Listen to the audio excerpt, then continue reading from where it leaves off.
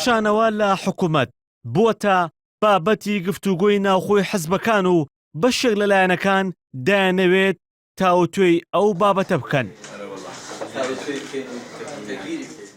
کۆمەڵی ئیسلامی کوردستان لە کابینەی هەشتەمی حکوومەتی هەرێمدا بە دوو وەزیر و سەرۆکی دەستەیەک بەشدارە و دەیەوێت بابەتی کشانەوە لە حکوومەت تاوتوێ بکات، بەڵام بۆ ئەمە پرس و ڕاوێژ بە ئەندامانی حەزبەکەی دەکات. ئەم هەڵوێستەی کۆمەڵ دوای ئەوە هات کە داوای لە گۆڕان و یەکێتی و یەکگرتوو کردبوو کۆبوونەوەیەکی چوارقۆڵی بکەن و پێکەوە هەڵوێستیان لەسەر دۆخەکە و قەیرانی دارایی ڕابگەێنن، بەڵام هەوڵەکەی سەرکەوتوو نەبوو. زەنگی ناڕەزایەتی لە وڵاتانی کوردستان بەرز بووەتەوە.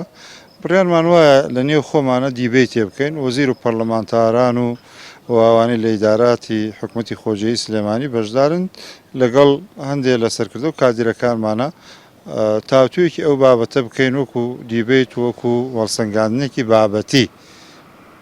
دواتر ئەوە کۆبوونەوەی فراوانەوە تا کۆبوونەوەیەک لە سەرکردایەتی فراوانترە کە توانێت و بڕیارە بدا. ئەو بڕیارە بەدەستی سەرکردایەتیش نییە کشانەوە لە حکوومەت.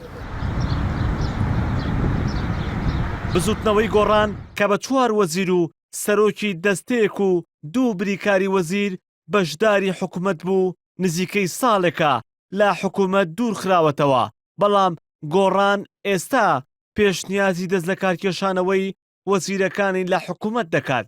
بە پێی زانیاریەکانی NRT تیمی گۆڕان لە حکوومەت پێشنیازی دەست لە کارکێشانەوەی پێشکەشی ژووری حکوومەت و پەرلەمانی بزوتنەوەی گۆڕان کردووە. بە پێی زانیاریەکان هۆکاری سەرەکی دەست لە کارکێشانەوەکەیان بۆ خراپی بژێوی ژیانی هاوڵاتیان دەگەڕێننەوە.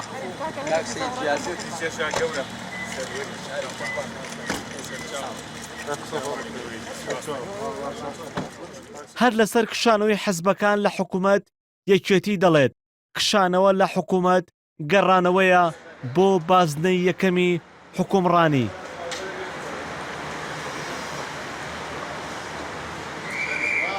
من پێم وایە حزبی مەسئول ئەوڕۆ دەبێ ماندی نەبی لە چارەسەرکردنی هەوڵدان بۆ چارەسەرکردنی کێشەکە. کشانەوە لە حکوومەت و ئیفلیسکردنی حکوومەت و نێشتنی حکوومەت گەڕانەوەی بۆ مرەبعی یەکەمی ساڵی 2091 بە مەکارێکی خراپ. جگە لە گۆڕان و کۆمەڵ پێنجشەممەی ڕابردوو یەکگرتووی ئیسلامی کوردستان جارێکی دیکە هۆشداریدایە حکوومەتی هەرێم و لە یادداشتێکدا ڕایگەیاندبوو چیتر بەرپرسیارەتی بژێوی خەڵک لە ئەستۆ ناگرن و ئەگەر چاکسازی نەکرێت و داواکاریەکانی خەڵک جێبەجێ نەکرێن لە حکوومەت دەکشێنەوە. ئەم سێ حەزبەی باسی کشانەوە لە حکوومەت دەکەن لە کابینەی شەشەم و حەوتەمدا ئۆپۆزیسیۆن بوون.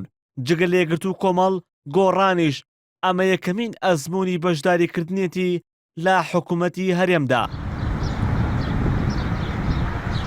لە سەرەتای پێکهێنانی کابینەی هەشتەمی حکوومەتی هەرێم حەزبەکان لەسەر ئەوە ململانیان بوو کامیان زۆرترین پۆست و وەزارەت وەربگرن، بەڵام ماوەیەکە هەریەکەیان لەلایەکەوە دەیەوێت تاوتوی کشانەوەیان لەو حکوومەتەدا بکەن.